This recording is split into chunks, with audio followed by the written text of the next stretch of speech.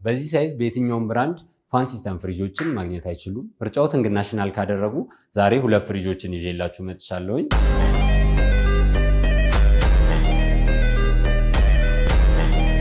እዚህ ጋር የምናገኘው ናሽናል 355 ፍሪጅ ሞዴላችንን ነው። እንደምታዩት ፋን ሲስተም ነው፣ በረዶ አይጋግርም። ያ ማለት ደግሞ የምናስቀምጠው ምግብ ቀጥታ ቅዝቃዜው ምግቡ ላይ ነው የሚያርፈው። ያ በሚሆንበት ጊዜ አንደኛ ምግቡ እራሱ የምግቡን ጣዕም ይዞ ረጅም ጊዜ ይቆይልናል። ሁለተኛ ደግሞ ቀጥታ ቶሎ በረዶ እንዲሰራ ይጠቅመናል ማለት ነው። ሁለተኛ ደግሞ ምግቡ ቀጥታ ቅዝቃዜ ምግቡ እንዲያገኘው በቶሎ በረዶ እንዲሰራ ያገለግልናል።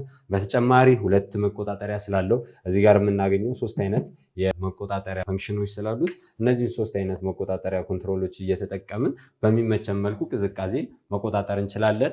ጠንካራ የሆነ ቴምፐርድ የሆነ ከላይ መደርደሪያ ያለው፣ ይሄ ደግሞ የተለያዩ ምግቦችን ከፋፍለን እንድናስቀምጥ ያገለግለናል።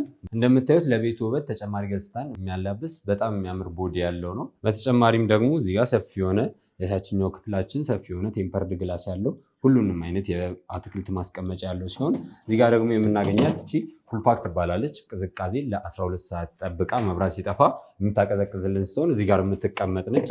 በተጨማሪ ደግሞ አውጥተን የተለያዩ ትኩስ ነገሮችን የልጆችን ምግብ እንዲሁም ደግሞ የምንፈልገውን ትኩስ ነገር ለማብረድ በውጭ በኩል መጠቀም እንችላለን እና ይህን የመሳሰሉት የተለያዩ ዘርፈ ብዙ ጥቅም ያለው ፍሪጃችን ነው ይሄ።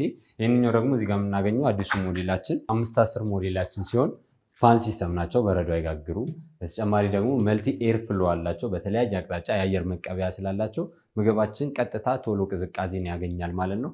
ቀጥታ በረዶ ምግባችን ላይ ነው የሚሰራው። ቴምፐርድ ግላስ አለው፣ ጠንካራ የሆነ ቴምፐርድ ግላስ። የታችኛውም ሰፊ የሆነ የምግብ ማስቀመጫ ያለው ኤልኢዲ ላይት የተገጠመለት፣ በዛ ላይ ደግሞ ክሪስፐር ቦክስ ያለው ሲሆን ይሄኛው ሂሚዲቲ ኮንትሮል አለው። ያ ማለት የምናስቀምጠውን አትክልት ፍራፍሬ ምንም ሳይበላሽ ለረጅም ቀናት ማስቀመጥ ይችላል። በተጨማሪ እዚህ ጋር ሰፊ የሆነ የበር ላይ የቦትል ማስቀመጫ ሲኖረው እነዚህን እና በርካታ የናሽናል ብራንድ ፍሪጆችን በብዛት እኛ ጋር ማግኘት ይችላሉ።